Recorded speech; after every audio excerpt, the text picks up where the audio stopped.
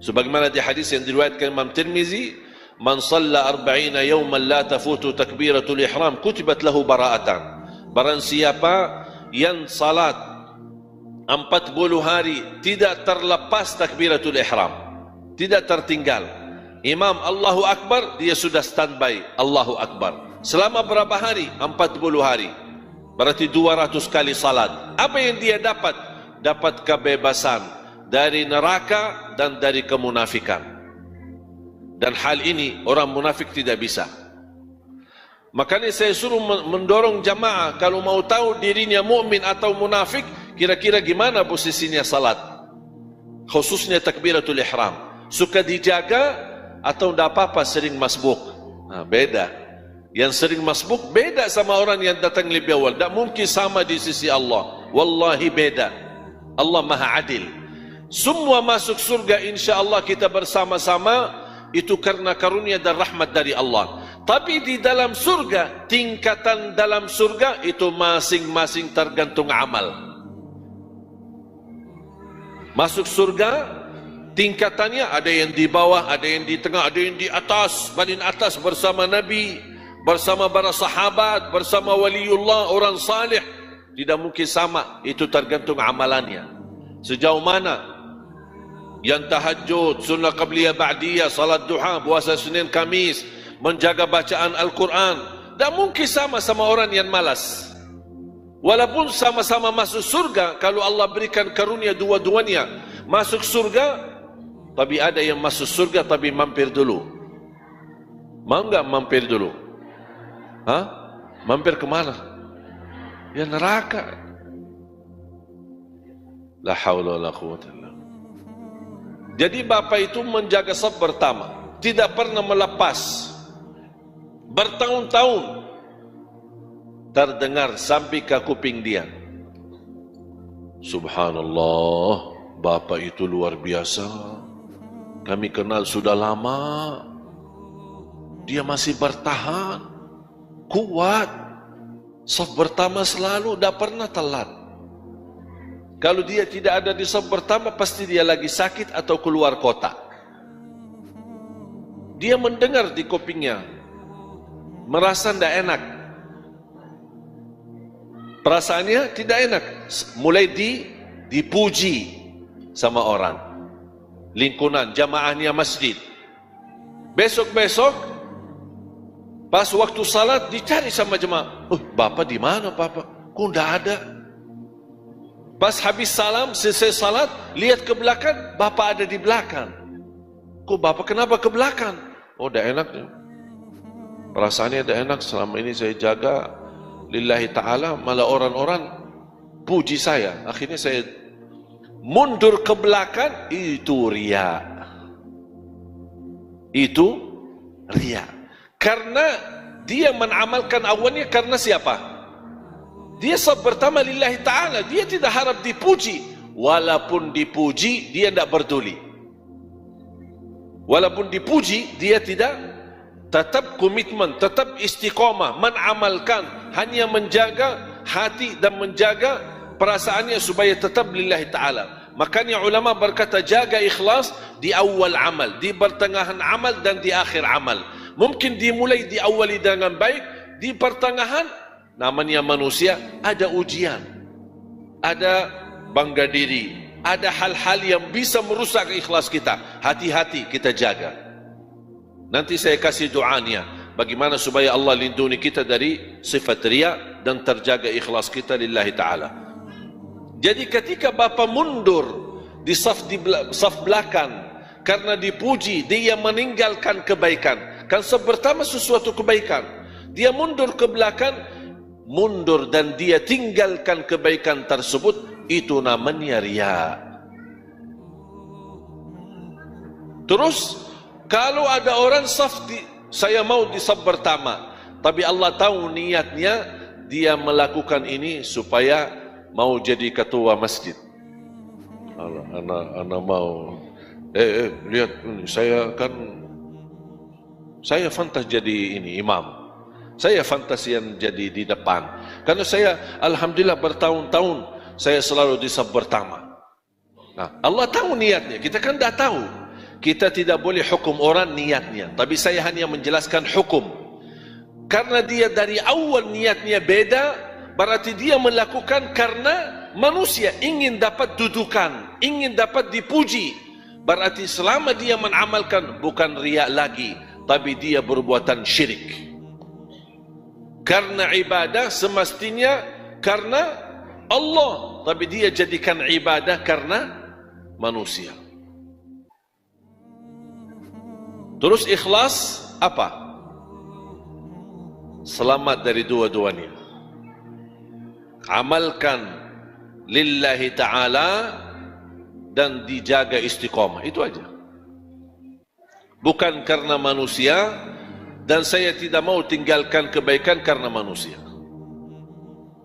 Kalau bahasa sederhana, orang yang ikhlas sama saja di hatinya.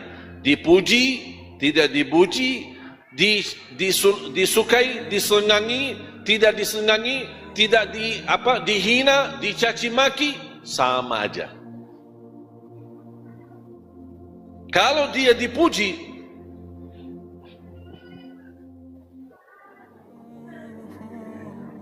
senang dia, hatinya senang, merasa bangga, itu berarti hati-hati. Kalau pas dihina, dicaci maki, tersinggung, keras, sakit hatinya, oh hati-hati, berarti dia sensitif, jauh dari ikhlas. Kalau orang yang ikhlas, tidak peduli, tidak peduli. Yang hanya dia pedulikan adalah Allah senang. Kalau Allah senang, aku tidak peduli. Makanya ketika ada orang bertanya kemarin, aku suka berbuat kebaikan, tapi kenapa teman-teman saya menilai perbuatan saya salah? Saya menjawab, kenapa kamu pusing? Sekarang kamu berkata, saya lakukan kebaikan lillahi ta'ala. Dinilai sama orang lain, nilai yang buruk, atau buruk sangka. Urusan kamu apa? Kenapa kamu pusing fikirin dia? Kalau dia berburuk sangka, tidak usah peduli. Yang penting kamu tahu diri, saya menamalkan ini karena Allah. Orang lingkungan saya senang, lingkungan saya tidak senang, lingkungan itu mendekat, lingkungan itu menjauh, saya tidak peduli.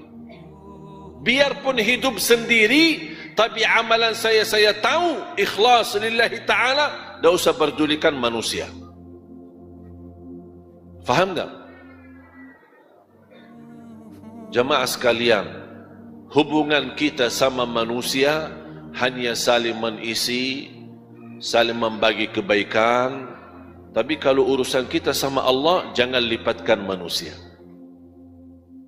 Kalau ada sesuatu kita sama Allah, jangan mencari ridha manusia. Aku berdakwah, aku ingin mendapatkan masa yang banyak, aku ingin mendapatkan orang memuji cara dakwah saya, ada orang ini. Hati-hati, berarti sudah tergeser dari kebenaran. Jangankan dia jatuh riya, bisa dia jatuh ke dalam syirik. Na'udzubillah min zalik. Ada satu doa di hadis yang sahih yang dibacakan oleh Nabi Muhammad sallallahu alaihi wasallam. Dan menurut saya itu doa memohon perlindungan dari riya. Memohon perlindungan dari riya. Allahumma inni a'udzu bika an usyrika bika syai'an wa ana a'lam wa astaghfiruka lima la a'lam. Allahumma, coba sama-sama. Allahumma inni a'udzu bika an usyrika bika syai'an wa ana a'lam wa astaghfiruka lima la a'lam. Ya Allah, aku berlindung kepadamu dari segala perbuatan syirik yang saya tahu, dan aku istighfar dan memohon ampun dari perbuatan yang saya tidak tahu. Yang dimaksud apa? Berlindung kepada Allah dari perbuatan yang bisa menjatuhkan saya dengan sengaja kepada syirik, atau bisa menjatuhkan saya tidak sengaja dengan syirik. Aku berlindung kepada Allah dari perbuatan syirik yang sengaja atau tidak sengaja. Apalagi hal-hal yang tidak sengaja. Kalau yang sengaja, insyaAllah kita memohon berlindungan. Dan insyaAllah kita orang mukmin tidak mau sengaja-sengaja dengan sungguh-sungguh kita melakukan syirik. Tidak ada orang mukmin sengaja melakukan syirik. Tapi kita memohon berlindungan. Tapi yang sering terjadi adalah sering kita jatuh dalam syirik, jatuh dalam riya, tapi kita tidak tahu, tidak sadar itu riya. Kita tidak sadar itu syirik. Makanya kita memohon istighfar. Wa astaghfiruka lima la a'lam. Memohon berlindungan Allah subhanahu wa ta'ala dari perbuatan yang salah, atau salah niat, atau salah berbuat. Allahumma inni a'udhu bika an usyrika bika syai'an wa ana a'lam wa astaghfiruka lima la a'lam. Bisa sebenarnya cari di Google doa berlindungan dari syirik, InsyaAllah keluar hadisnya, riwayatnya. Mudah-mudahan bermanfaat.